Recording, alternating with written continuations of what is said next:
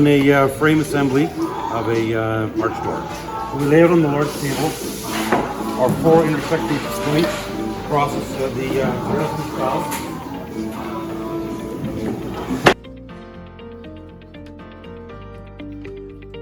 This is a quick layout set out where you want to be with all the different independent components of what you're looking at. I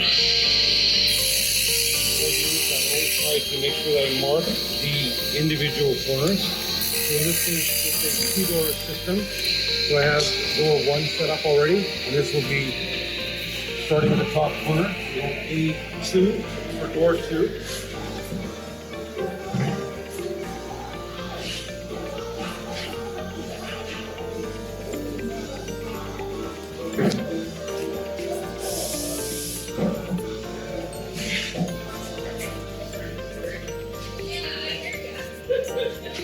Now we don't get the different boards mixed up as to when we want to do our later assembly.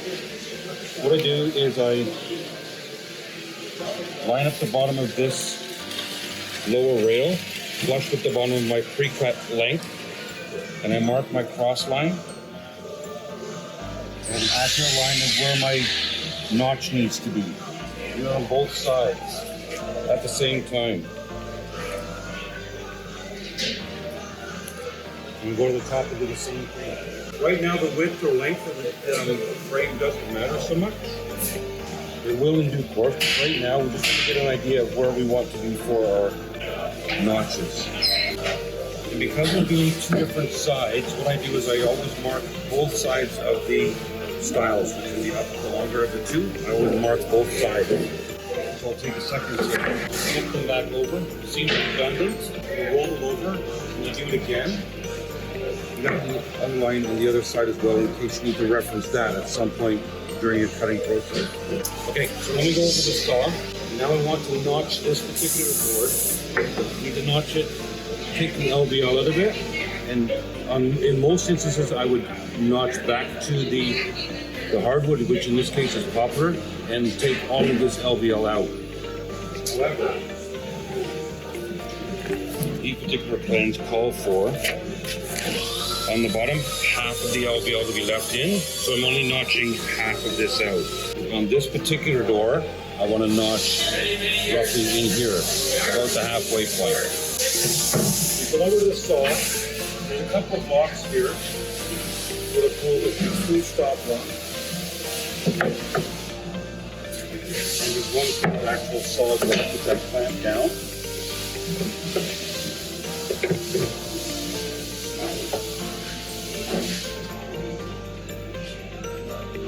So I've set up the saw in such a way that this slot gives me a perfect 90-degree angle with the saw. So if I go back, I can set that up in advance.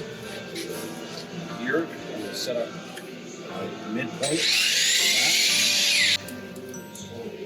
This LVL is 3.5 inches wide. So I want to do 1 3/4 of an inch depth of cut. So my depth of cut is that's halfway point of this. So it gives me 1 3/4 here and 1 3/4 there. I'll make sure that my stock is roughly coming through about here.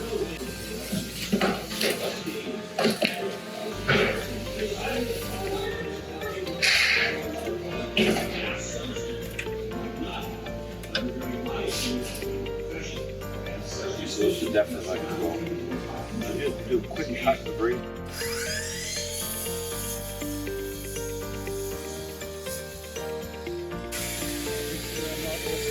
So now I can see how deep my cut is, and I want to put this line here. So set the saw up.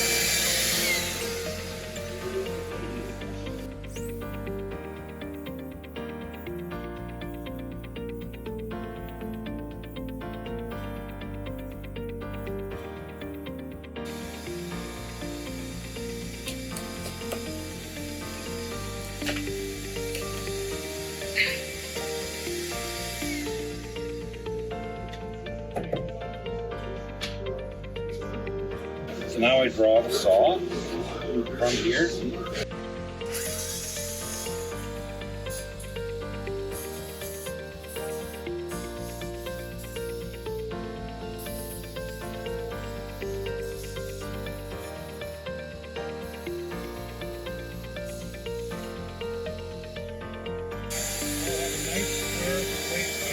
face. It's perpendicular to this, so it gives you a square angle here. Generally, I can confidently say that that's a nice 90. That is a 90. And this is also perpendicular to that. So all three of my points are square, and I will have a good gluing position. I do that on both of these rails and stiles. So that's just in the event that this did need to be taken all the way back to here. That's too deep for the saw to cut it. Okay, so what I will do is I will cut my notch out here still, but I'll do it flat on the saw. So I'll show you how I would normally do this. So then what I would do is I would draw the saw to this point. It stopped at the hardwood. Okay, and I would flip it over, do the same thing on this side, and then I have a notch here. And then I would take the jigsaw and follow the jigsaw along this edge here and pick it up here. So I would cut this on each side until the blade hit the poplar on both sides. And then what I would do is I would take the jigsaw and cut it along the edge of the poplar and finish out my cut with the jigsaw here and then chisel it flat. It's a lot more work, that's why I do it this way, because this is a much cleaner way of doing it. But you can't always do that in every application. So I'm going to do the same thing with this one here because I have it open, and then I'll show you how I set this up.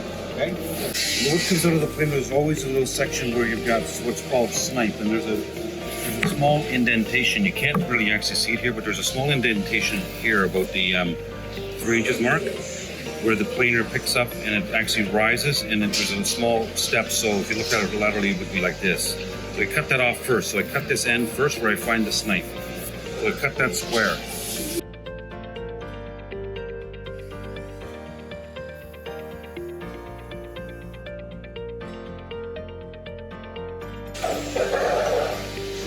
My total width is 29 inches. So we're going to set these apart at 29 inches.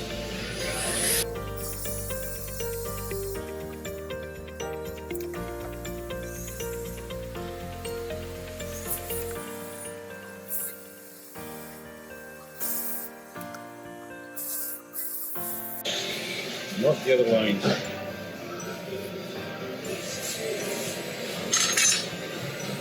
So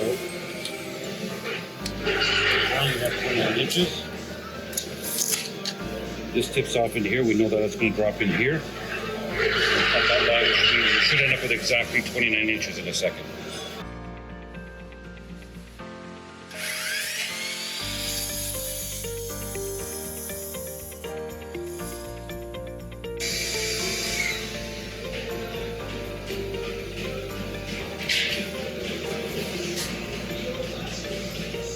There we go. And then confirm that this depth is good. Small feel, so I'm going to just go back and retrim that a little bit. This is flush, the touch, so that's how that's done.